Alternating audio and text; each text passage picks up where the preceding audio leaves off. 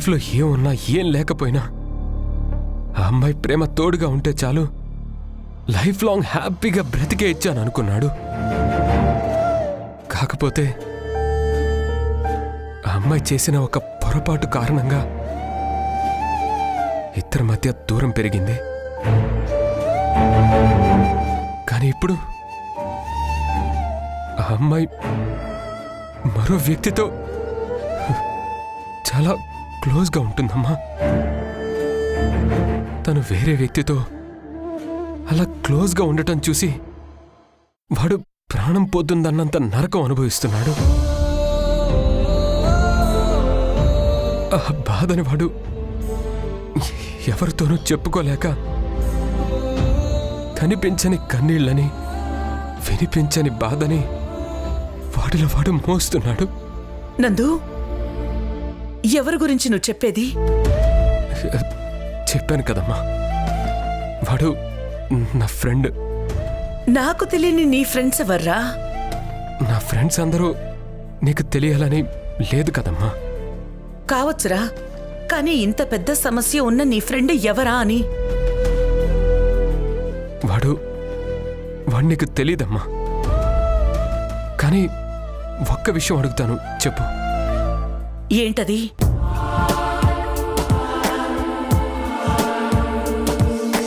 ఒకవేళ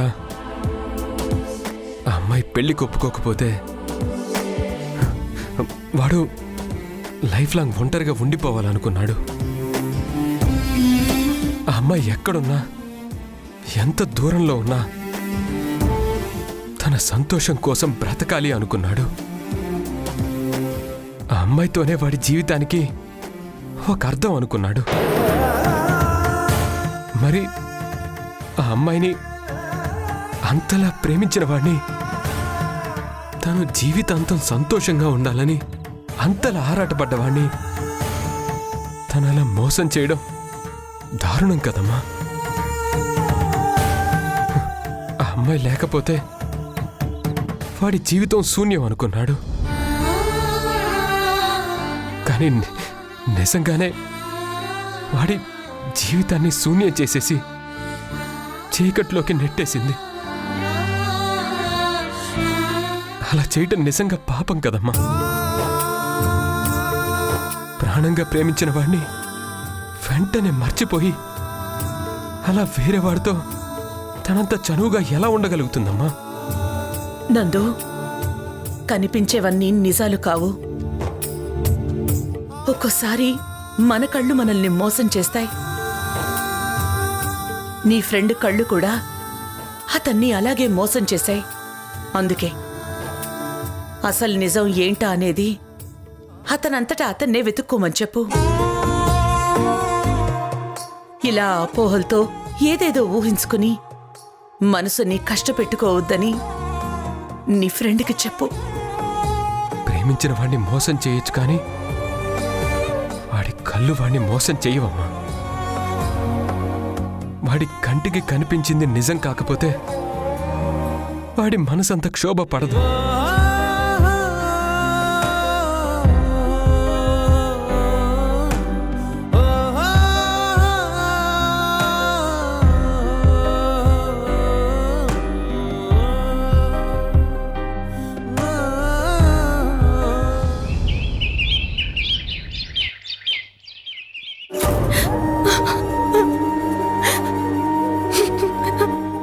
లత, లత ఏమైంది? ఎందుకు ఏడుస్తున్నావు లత? లత ఏమైంది?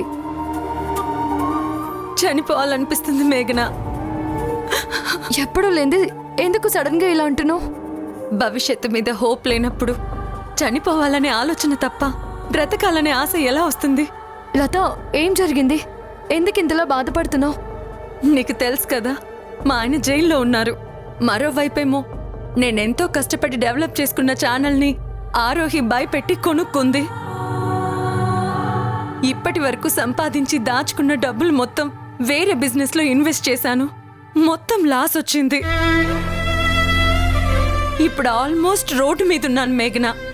నా చుట్టూ చీకటి తప్ప కనుచూపు మేరలో భవిష్యత్తు బాగుంటుందనే వెలుతురు కనిపించట్లేదు. మరి నేను ఏ ఆశతో బ్రతకాలి చెప్పు? ఏమైంది నీకు? లత, నువ్వెంత ధైర్యంగా ఉంటావు, ఎంత పెద్ద సమస్యనైనా సరే ఎంత ధైర్యంగా ఎదుర్కొంటావు. అలాంటిది ఇలా పిరికిదానిలా మాట్లాడుతున్నావేంటి అర్థం లేకుండా? నిజమే మేఘనా, కానీ ప్రస్తుతం నా చుట్టూ ఉన్న సమస్యల్ని పరిస్థితుల్ని ఫేస్ చేయడం చాలా కష్టంగా ఉంది. బుద్ధి లేకుండా మాట్లాడకు. ప్రస్తుతం నేను ఎలాంటి పరిస్థితుల్లో ఉన్నాను? 2 పిల్లలతో రోడ్డు మీదకి వచ్చేసాను. నా భర్త మనసులో నా మీద ఉన్న అపార్థాలు ఎప్పటికి తొలగిపోతాయో, మేము తిరిగి ఎప్పుడు కలుస్తామో అర్థం కాని పరిస్థితిలో ఉన్నాను. నేను జీవితంలో ఓడిపోతానేమో, నాకు మా ఆయనకి మధ్య ఏర్పడిన దూరం శాశ్వతంగా ఇలాగే ఉండిపోతుందేమోనని భయపడుతున్న నాకు బోలెడంత ధైర్యాన్ని ఇచ్చావు. ధైర్యంగా ఆరోహి నిజస్వరూపాన్ని బయటపెట్టి దాంతో ఆటోమేటిక్గా నీ కాపురం కుదుట పడుతుందని భుజం తట్టావు. అలాంటి నువ్వు ఇలా భయపడిపోవడం ఏంటి అర్థం లేకుండా? చెప్పినంత తేలిక కాదు సమస్యల్ని ఎదుర్కోవడమని అర్థమైంది మేఘనా. చూడ్లత, ఆ దేవుడు మనకి సమస్యల్ని కష్టాలని ఎందుకిస్తాడో తెలుసా?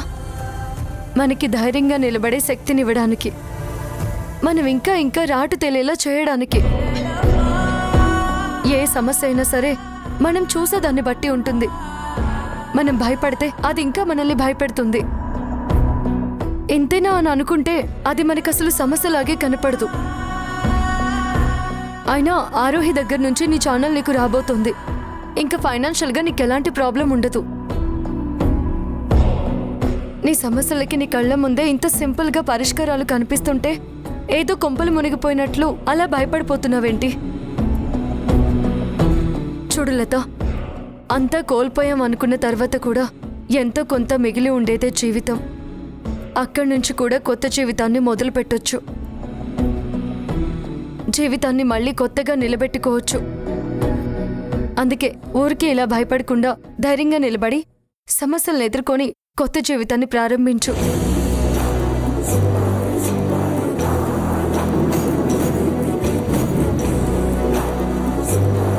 లత, మనిద్దరికున్న శత్రువు ఒక్కరే. మనకున్న సమస్యలు ఇంచుమించు ఒకేలా ఉన్నాయి. ఇద్దరం ధైర్యంగా ఎదుర్కొందాం. ఎన్ని ఇబ్బందులు వచ్చినా ఒకరికొకరం అండగా నిలబడదాం. అర్థమైందా? జీవితం మొత్తం శూన్యమైపోయిందనుకుని డిప్రెషన్లోకి వెళ్ళిపోయాను. చావొక్కటే మార్గం అనుకున్నాను, కానీ బ్రతకాలనే కొత్త ఆశలు చిగురించేలా చేశావు. థ్యాంక్ యూ మేఘనా, థ్యాంక్ యూ సో మచ్.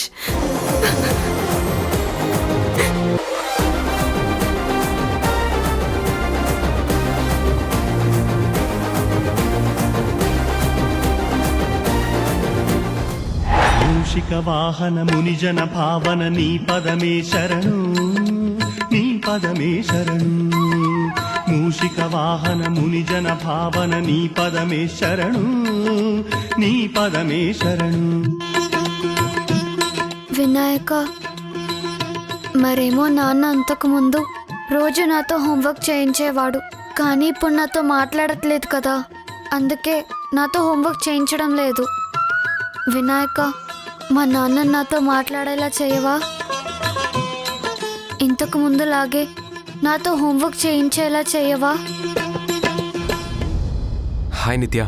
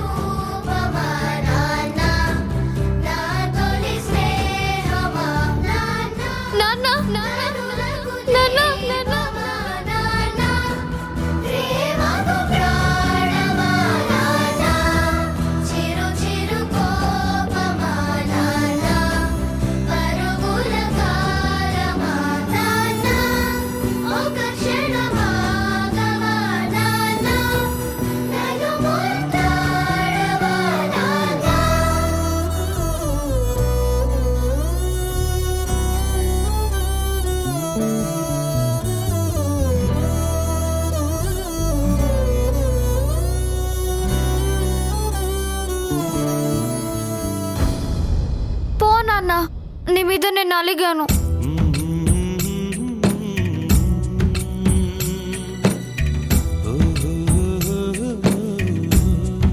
హే, మా నిత్య పాప నా మీద అలిగిందా? ఎందుకో? నేను అలిగాను, కొంచెం కాదు చాలా చాలా అలిగాను. అందుకే నేను నీతో మాట్లాడను పో. నా మీద అలిగావా? ఎందుకు? ఎందుకంటే నువ్వు నాతో మాట్లాడట్లేదు కదా, నాతో హోంవర్క్ చేయించట్లేదు కదా. సరే, ఇక నుంచి నీతో మాట్లాడతాను, హోంవర్క్ కూడా చేయిస్తాను. ఓకేనా? నిజమా? నిజం. ప్రామిస్?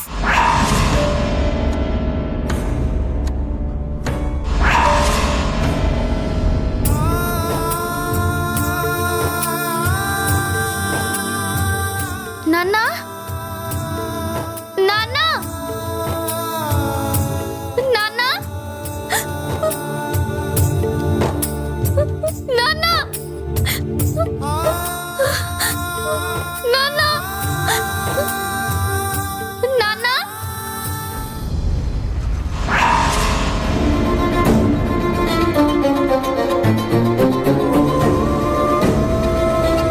నాన్న, నాన్న, నాన్న, ఆగు నాన్న, నాన్న, నాన్న, నాన్న, ఆగు నాన్న.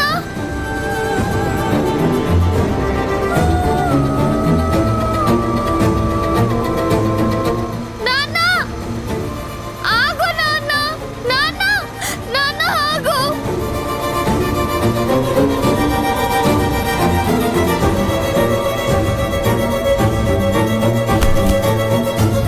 నాన్న, నాన్న.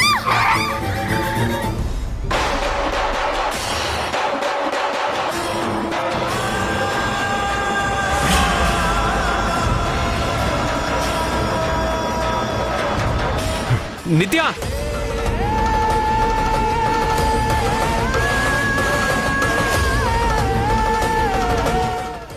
నిత్య! నిత్య! నిత్య!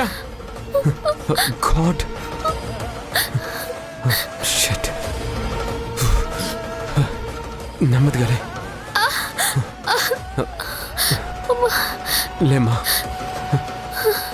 లే. నిత్య! పద, అక్కడ కూర్చుంది, పద.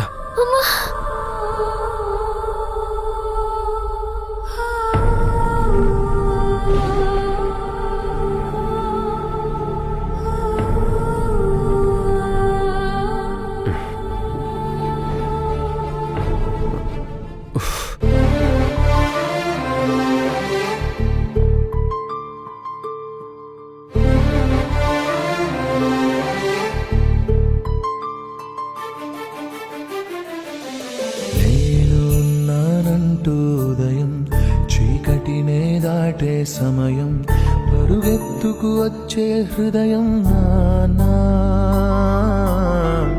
ఎన్నాళ్ళుగా ఈ పయనం పసిగట్టనలేదే వేగం, ఏ ఊహకి అందని త్యాగం నానా. కనిపించని దైవానికి నువ్వే నాన్న రూపం, కనిపించే ఏ అమ్మకి నువ్వే కథలోకం. అనుబంధం అనే కోవెలలో నువ్వేగా తొలి దీపం. నాన్న, నాన్న, మళ్ళీ రావా, మాలో ఏకం కావా. నేను పిలుస్తుంటే నాతో మాట్లాడకుండా వెళ్ళిపోతున్నావేంటి నాన్న? మాలో ఏకం కావా.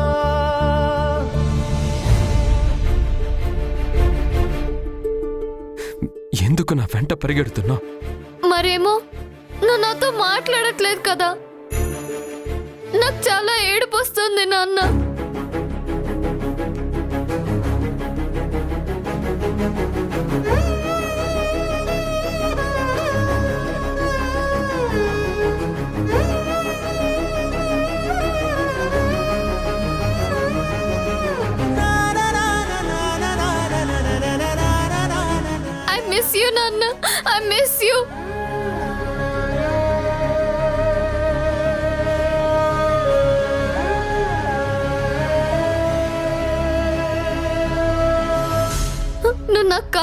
నాన్న, నాతో మాట్లాడు నాన్న. ఎప్పుడు నాతోనే ఉండు నాన్న, ప్లీజ్ నాన్న.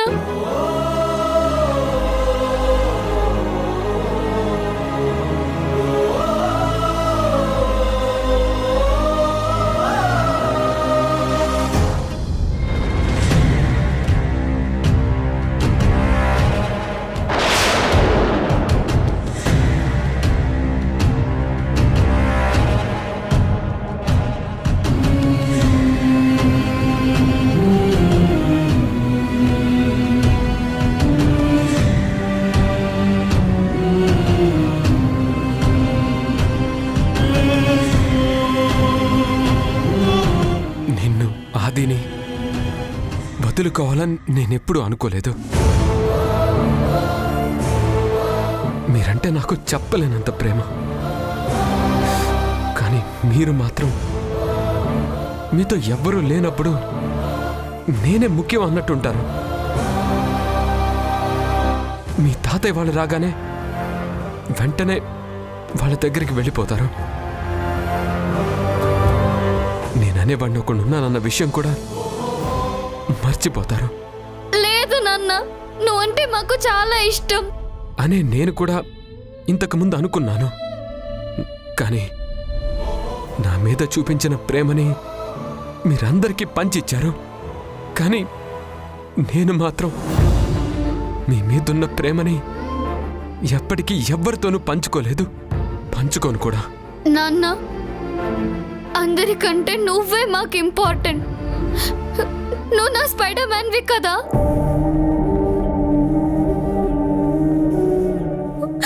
నా ఫ్రెండ్వి కదా.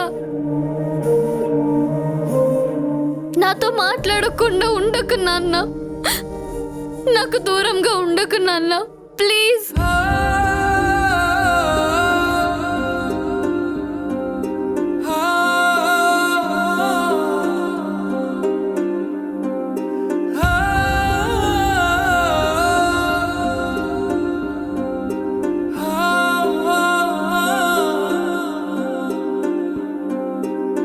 లేదమ్మా, ఈ జన్మకింతే.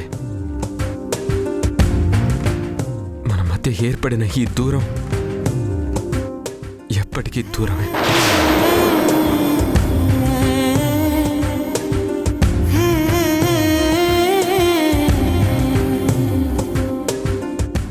మీరెవరో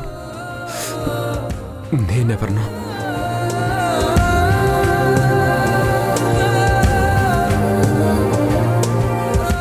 ప్లీజ్ నాన్న, అలా అనక నాన్న, నాకు ఏడుపు వస్తుంది నాన్న. నేను మీకు ఏమీ కానని చెప్తున్నాను కదా. నేనెవరో మీరెవరో. ఇక నుంచి నా కోసం ఇలా ఎదురు చూడకు, ఇలా పడకు. ఈ నాన్న ప్రేమని మర్చిపో. ఏది మనదనుకుంటా, ఏది కాదనుకుంటా, లేని తలరాతని వెతికే మనసుకు ఏమని చెబుతా. ఎంత కని దిగిపోతా, ఎంత కని దిగులవుతా, రాని మమకారాన్నడిగి ఎంతని పరుగులు పెడతా.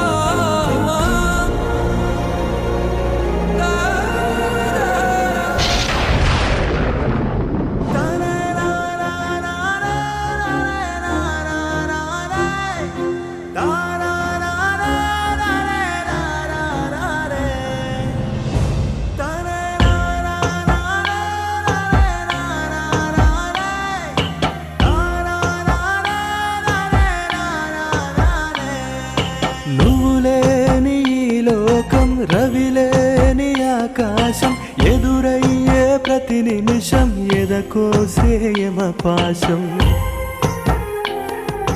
నీ ప్రేమే మరువనిది, నీ త్యాగం చెరగనిది, నీ తోడు లేని చోట ఎలా నేను బ్రతికేది.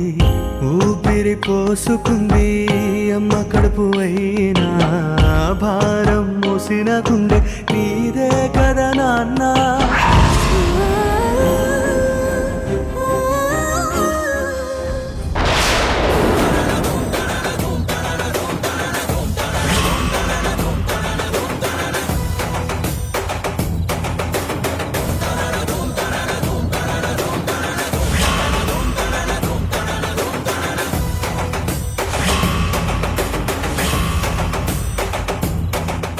చెప్తే అర్థం కదా?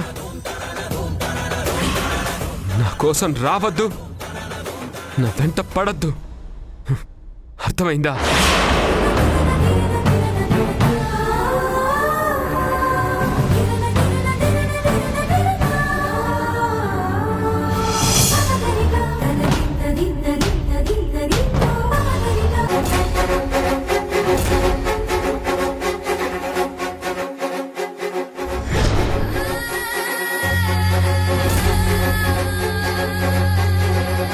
మేఘనా, నేను ఆల్మోస్ట్ చావు నోట్లో తలపెట్టున్నాను.